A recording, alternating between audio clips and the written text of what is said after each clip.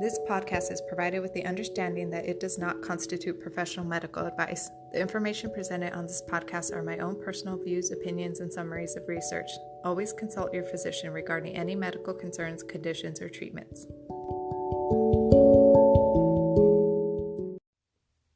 Hi everyone, welcome to episode number 13 of It's Not You, It's Me, a PMDD podcast. I am so happy it's finally fall. Fall and winter are my favorite times of the year. It's, the time of comfy sweaters, boots, beanies, hot chocolate, the beautiful fall colors, and Halloween, which is probably my favorite holiday. I made my cubicle at work look like Halloween and threw up on it. It's great. I've got my decorations. And excuse me. A couple weeks ago, I was putting things again out on social media describing my feelings during a PMDD week. And part of the reason I had started sharing those and hashtagging live tweet your PMDD was to show, for lack of a better word, the ridiculous emotions and thoughts that PMDD leads me to. Things I wouldn't normally think or feel. Like that one month I wanted to fall in the car because I watched a young man run toward the bus and miss it because he had to wait to cross the street. He caught a light, was waiting at the corner, bus took off, and I could see the body language that he was bummed he missed it, and I wanted to cry my eyes out. It was weird. And then the multiple times I opened up a new email at work with no recollection of who I was supposed to email, what it was supposed to be about.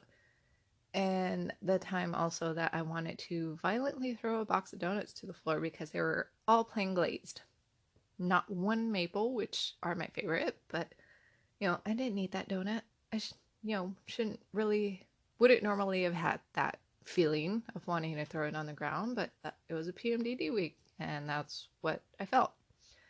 One thing I didn't share, though, was the night I randomly felt like apologetically crying to my fiance, saying how I wish I could be a better partner and apologizing that I'm not, and that I'm going to try harder and I want to be, a better soon-to-be wife, better fiance, and I didn't do it, but even though I really wanted to, I knew that it was the PMDD trying to speak through me. So I kind of had a moment of pause, and despite, even though my eyes were kind of starting to well up with tears, I took a moment to just stop and be like, you know what? This is the PMDD. It's not me. I'm fine. I'm enough. I'm doing my best to be best kind of person, best kind of partner. And I'm not going to acknowledge what PMDD is trying to make me feel. And it continued to be a normal night. It was fine. I didn't break down. I didn't let my PMDD win. But I also share those things because I want to make it feel okay to share them and to talk about. One thing I have kind of noticed with my symptoms, though, is that it seems like when I don't really have the rage or irritability going on, I seem to have more of the brain fog. And when the rage and irritability are dominant, I experience less brain fog. So it's a weird kind of scale happening where I have one group of symptoms more so than the other, and then maybe a couple cycles later, the next cycle, it tips back and I have more of the other symptoms and less of the other kind. Not quite sure what that's about, but I thought it was a kind of interesting observation and something to probably note. So there's that.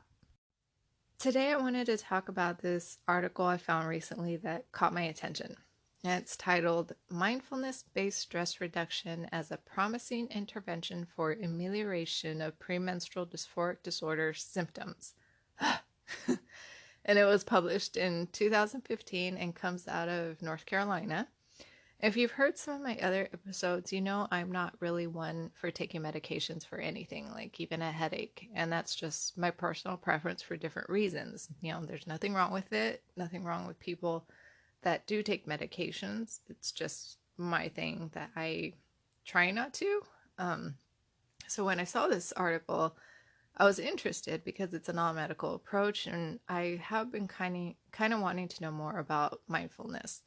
I feel like I know it, but I don't really know it. So let's talk about it. Mindfulness is a practice of Buddhism that has been adapted for mental health purposes, and the basic essence of it is focusing on one thing in the moment.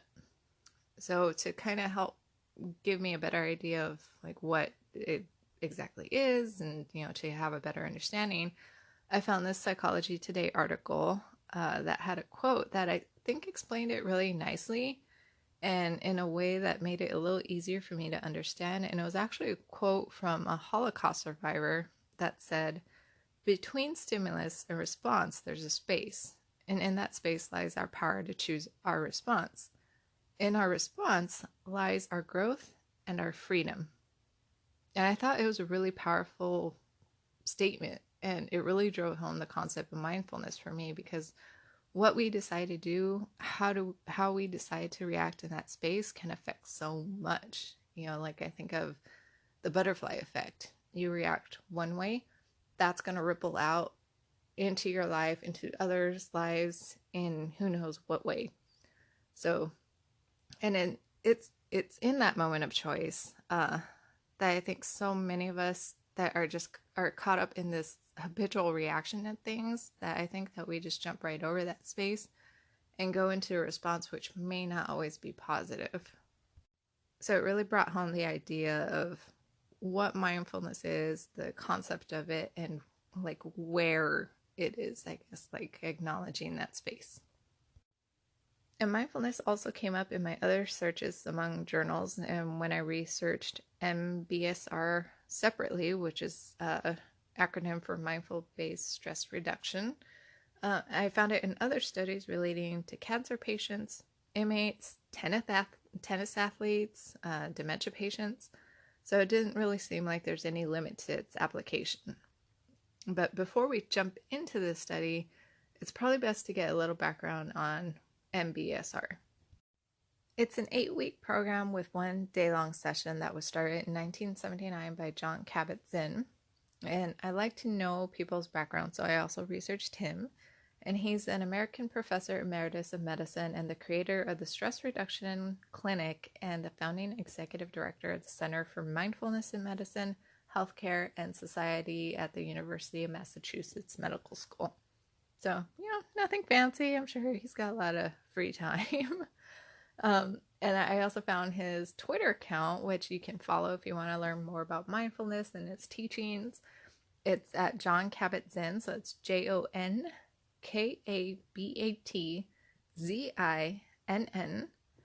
And he also has a website where he offers this 8-week program for free. Yes, for free. He has a breakdown of the weeks and practices and printables available where you can either print by class or just one huge ass download where you can download everything all at one time. And it's nice that he even offers recommendations of how to organize everything, like purchasing a 3-ring binder and getting dividers and what to write on those dividers. And being a super organized person that I am, I appreciate that kind of guidance because I'm just a nerd that way. And I was thinking I might actually download and try it, because even if I don't have the self-discipline to put it into practice or anything, at least I'll know more about it. So you can find all that at palouse-mindfulness.com.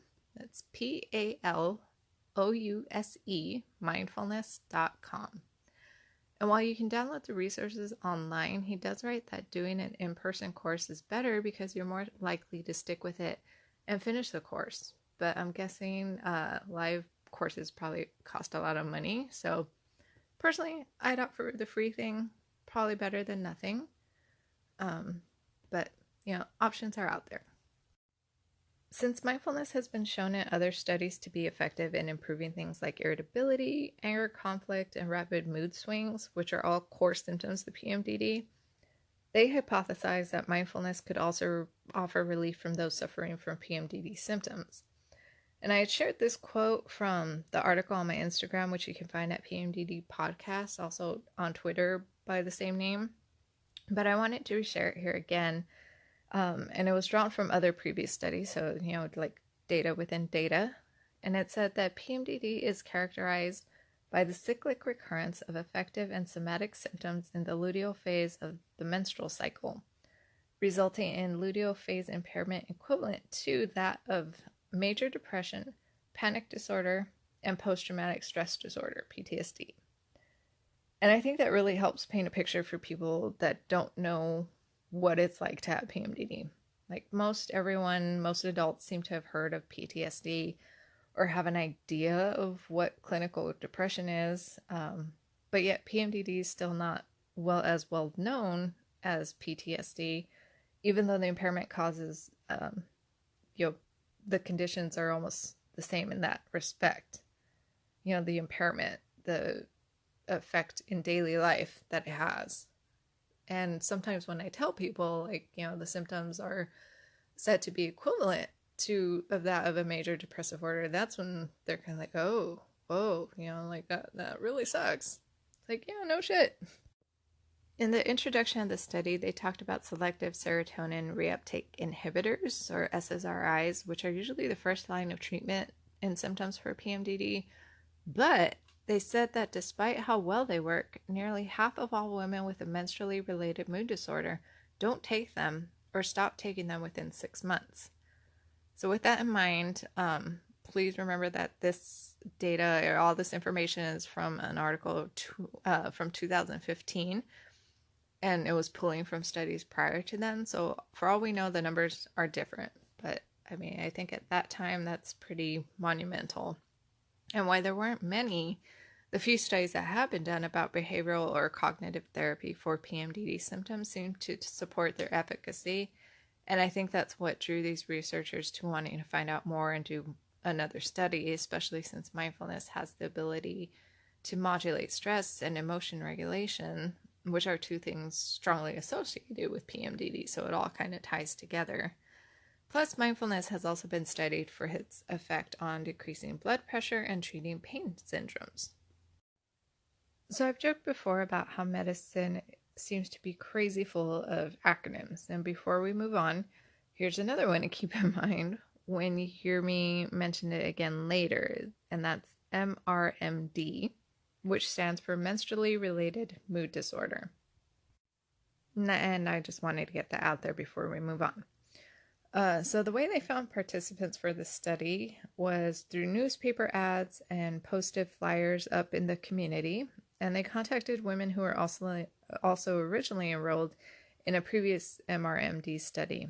And the researchers don't just take their word, for participants that signed up, like, yes, I have this PMDD, I have PMS, whatever. They do screen and make sure. And one of the items that they used was the Daily Record of Severity of Problems, or DRSP, which is the same one I had tried out a few months ago and had shared copies on my social media. I don't know if you've seen, it's that little chart that I color-coded, and you rate various symptoms on a scale of 1 to 6, 6 being the worst kind of feeling, or the most intense.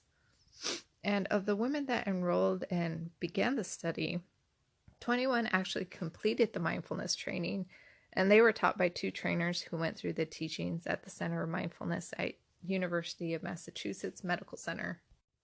And it was interesting to read the preparations for this study. Aside from the screenings, like the symptoms, they also took blood pressure and heart rates, as well as recovery and pre-stress baseline numbers, and did a stress test, other stress tests as well. And all the participants were given 2 pain tests with a 5-minute break between the 2. And the first one was a hand cold presser, in which they filled this container with water and ice and had participants submerge their hand up to their wrist and asked that they keep their hands still. And there was some sort of circulator in there to make sure that the water stayed cold around their hand and didn't begin to warm. And the water was kept at 39 degrees Fahrenheit or 4 degrees Celsius, which I'm kind of curious and want to try to see how cold that was. And they were asked to indicate when the sensation started to become painful and when they couldn't keep their hand in any longer. They then rated the pain intensity on a scale of 0 to 100. And they weren't told, but the researchers had set a max time limit of 5 minutes. So had someone somehow made it could have lasted more than 5 minutes, they would have ended it there. They would not have let it go on beyond the 5 minutes. For the second pain test, participants were asked to raise an arm for 30 seconds, and then they had a tourniquet cuff, like a blood pressure cuff, placed on the arm, and it was inflated. Then their arm was returned to their side. They then did 20 hand grip exercises and again verbally indicated when they started to feel pain and when they were no longer able to withstand it. And like the cold water, the researchers had set a time limit, a max time limit on this test, but didn't share it with participants, and that time limit was 20 minutes. For the social stress test that was given, it sounded like a really kind of strange scenario. They set it up like an interview with the participants and researchers and recorded some data from that. And I don't want to get lost in the weeds of what it was like, but I'll share the link on my Twitter to this study so that way if you're curious, you can download it, read about it. But the purpose was to establish heart rate and blood pressure numbers, as well as, I'm sure, like a level of stress. But before we move on to talking about mindfulness-based stress reduction, let's take a quick break.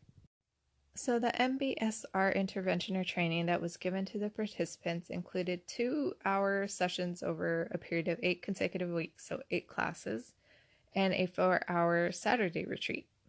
And they gave a breakdown of what was involved in each of the classes. Class 1 included an introduction to body scanning and an eating meditation.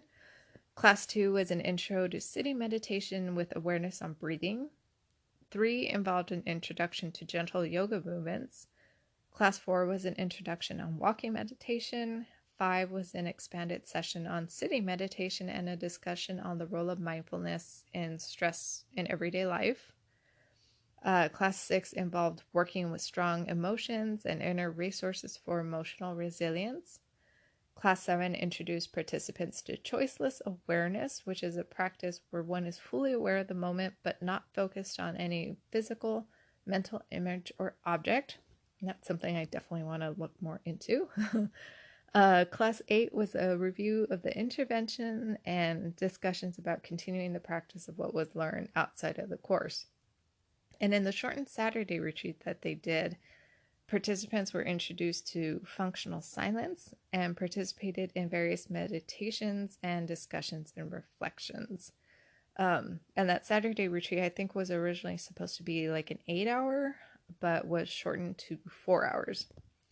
And after the course, the same pain tests were given again as before the course, and questionnaires about reflection and mindfulness.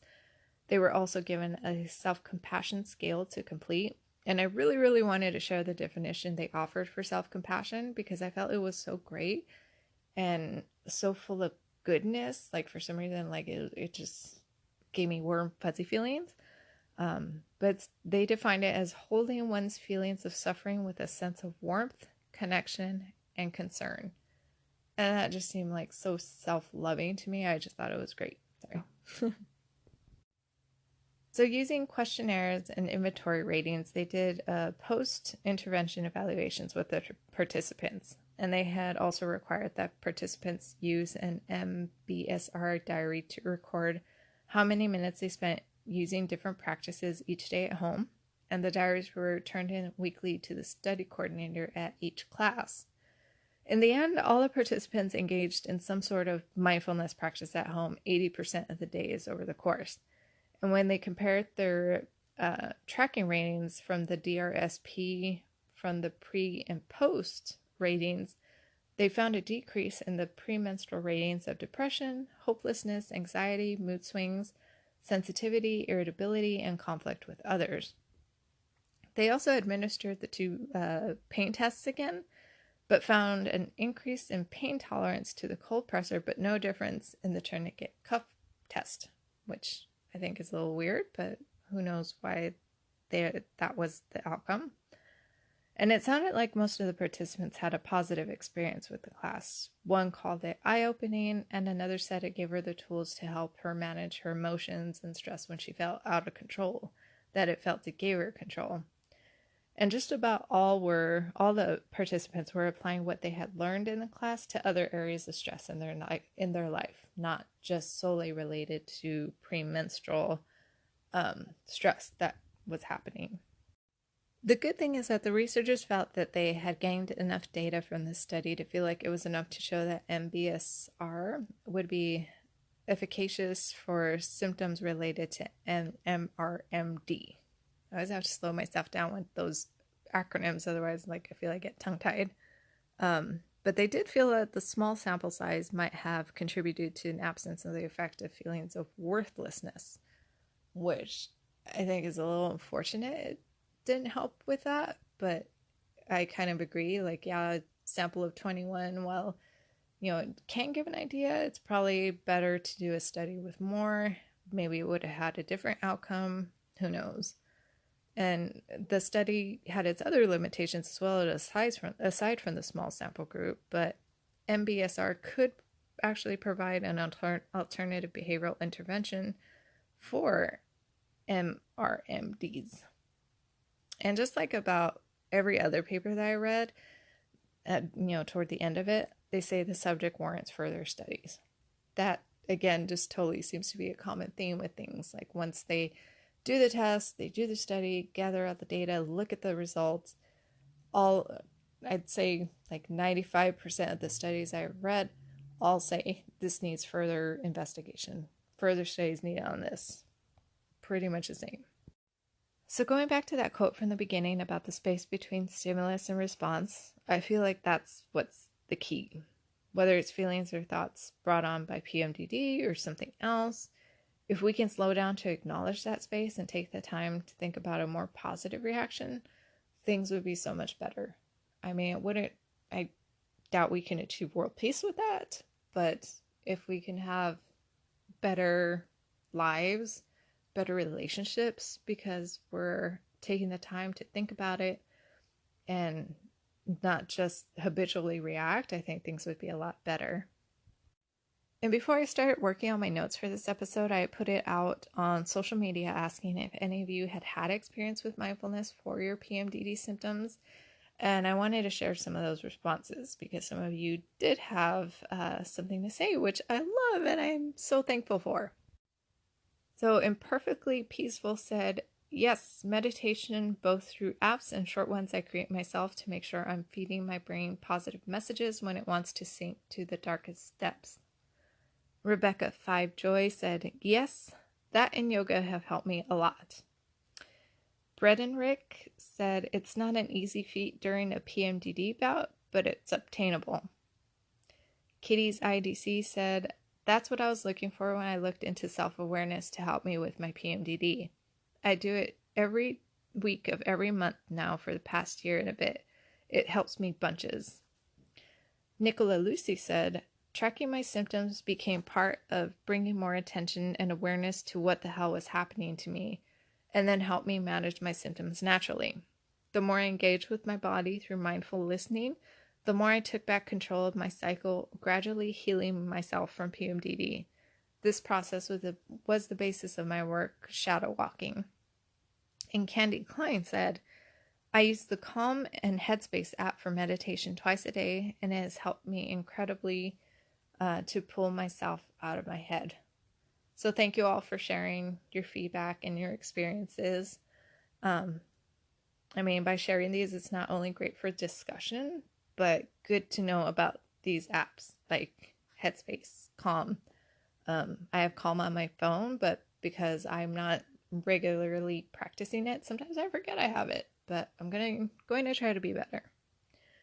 But to sum up my thoughts on this, I really don't see anything bad with learning mindfulness. Yeah, it might not help with absolutely everything or every feeling, but it won't make things worse either. It seems like it can only help things. And what's great is that there are many places and ways to learn, like that website where you can download the info for free for that course. There's apps to download and live lessons. And I didn't check, but I'm willing to bet that there are instructional YouTube videos as well. And like I previously mentioned, I'll share the link to this article on my Twitter feed. I'll get it out on Instagram as well. And even if you don't have a Twitter account, you can still find my account through a website, through just, opening up Chrome page or something. Just go twitter.com/PMDD podcast. And I hope that from sharing this information that you're able to take away a new idea about how to manage your PMDD symptoms or just your general stress in life, or that you were inspired to maybe look into mindfulness or some other cognitive approach to stress and symptoms. And I hope that we all find some sort of relief in this. But I want to thank you for stopping in again for a listen, and I hope that you enjoy the rest of your day, and we'll talk again later. Bye.